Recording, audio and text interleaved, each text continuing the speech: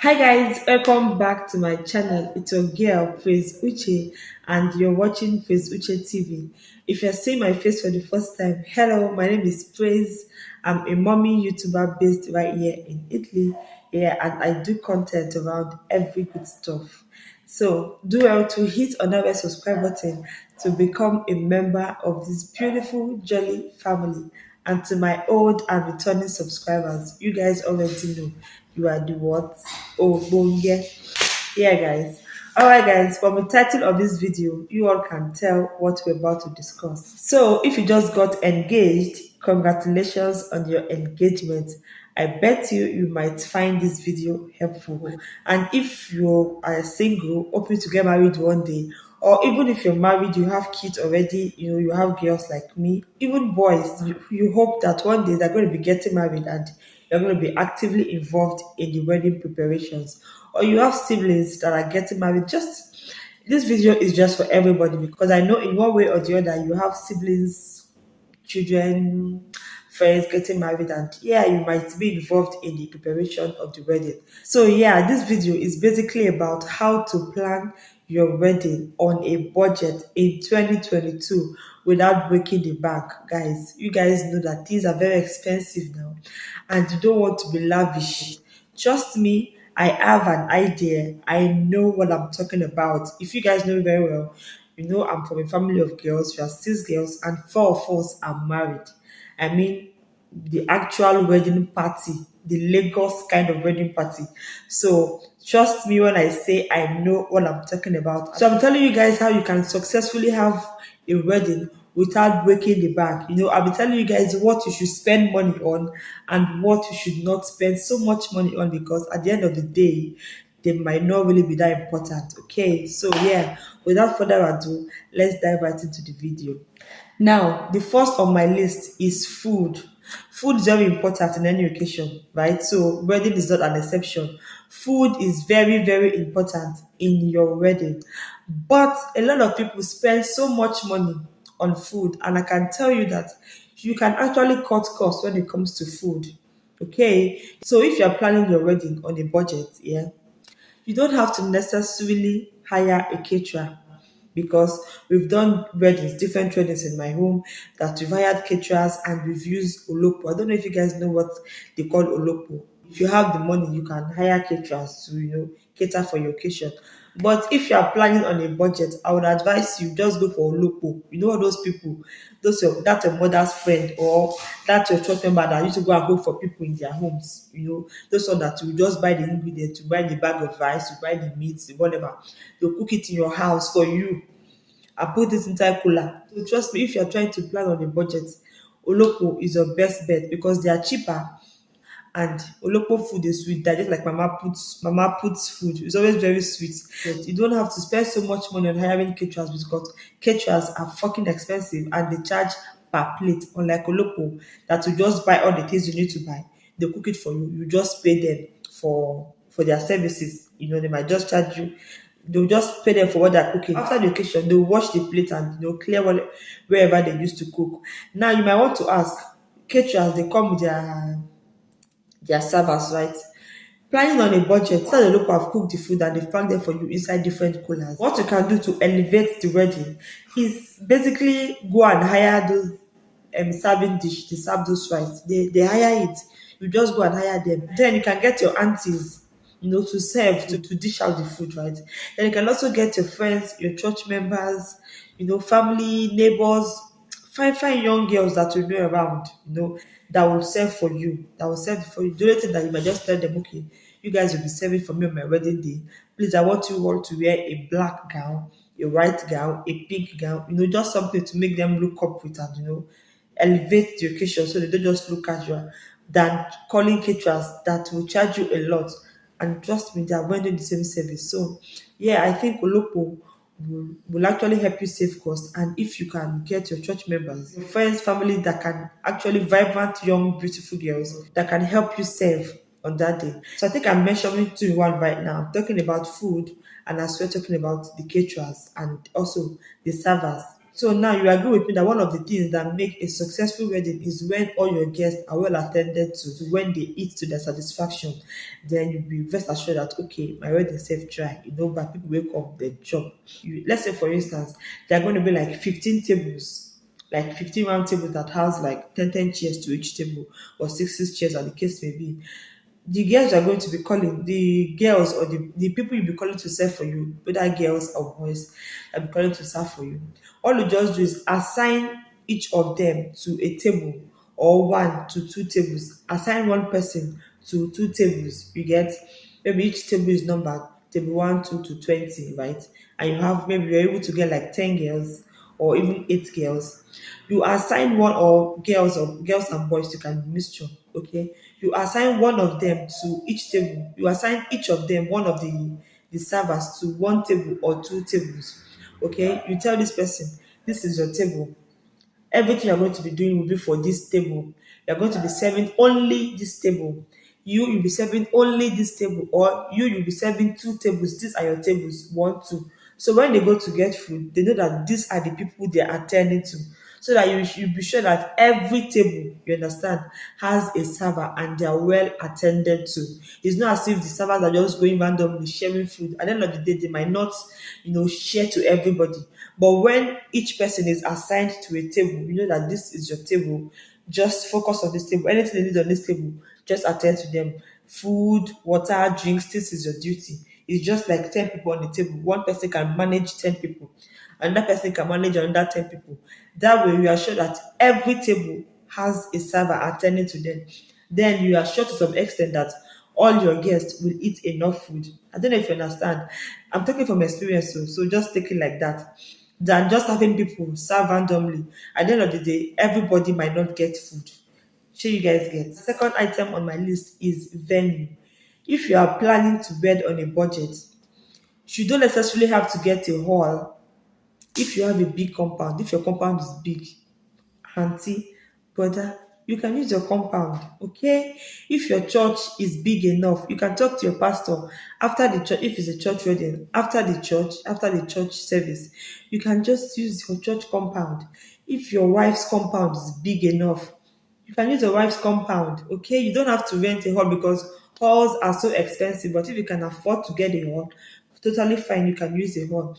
But if you're using an open space, make sure you're not getting married in raining season, okay? Which brings me to the next item on my list, which is photography slash videography. Guys, for me, photography slash videography is the most important in any occasion, because this is what matters at the end of it. And I'll tell you that where you're managing costs in every other aspect, don't manage photography, don't manage videography. Like there's no cutting cost with photography. Like there's no budget on this one. Save for your photography, because after the whole wedding party, it is only your photographs and your videos that you have left. This is what you will show to your children, your friends that did not attend, your visitors. This is what you and this is what you will keep and be happy for yourself. This is something you will keep that will last you forever. For me, every other thing can be managed, can be on a budget. But you see, photography and videography, for me, is an investment. Just save and get a good photographer that will snap you picture that even in years time, the quality, the clearness, the brightness of the videos will still give you joy. It's not a photographer that you will call this year and next year your wedding pictures looking as if you started in 1990. You cannot beat the recent standard. So for photography and videography, no budget. Save and get a good photographer. So yeah, the next one is MC slash DJ. Okay, MC slash DJ. You don't have to call the DJ Jimmy Jat. If you know any good DJ around your area, those DJ that used to go and play for birthdays, you've been attending your friend's daughter's birthdays, you've been seeing DJ play, that kind of DJ. You can talk to them if you like how they play. You can talk to them, call them. Not those kind of DJ that will go and play tolo, where you dey go when bride, where you dey go. Not this kind of DJ. Make sure you get a good DJ, but DJs can still be affordable, okay, for your wedding. Another thing is MC. You can use one funny guy. Maybe you know one funny colleague of yours, one funny uncle, one funny. Just draft the order of program for him. the uncle, you've seen the uncle can anchor your program for you. So far, the person you are calling is courteous, well behaved, well mannered, and it's funny as well. Use that your uncle. Use that your uncle. Now the next one is your wedding dress. Wedding dress. Your wedding dress can be rented. Yeah, I will not advise your husband to rent his wedding suit because wedding suit is something you can wear again and again and again after the wedding. But your wedding dress, after that day, you're not wearing it anywhere again. So for me, I would advise you rent a wedding dress if you are planning on a budget. Okay, you can go to a good bridal store, look for a wedding dress that you like and hire it. It's more cheaper to rent, okay, than to buy.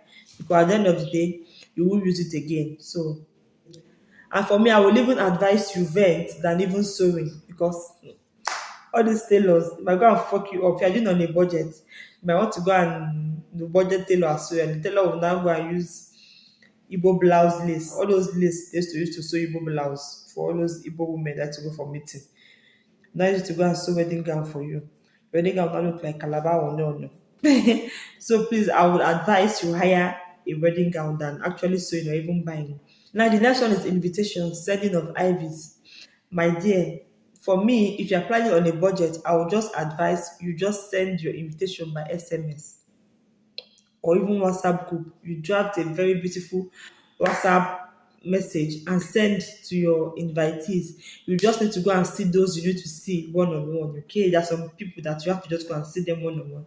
You tell them with your mouth, and you send messages to those you need to send messages to, and scrap that printing of invitation card, because after that occasion, trust me, nobody's keeping your card. No matter how much money you spend on printing card, they will throw it away in the dustbin.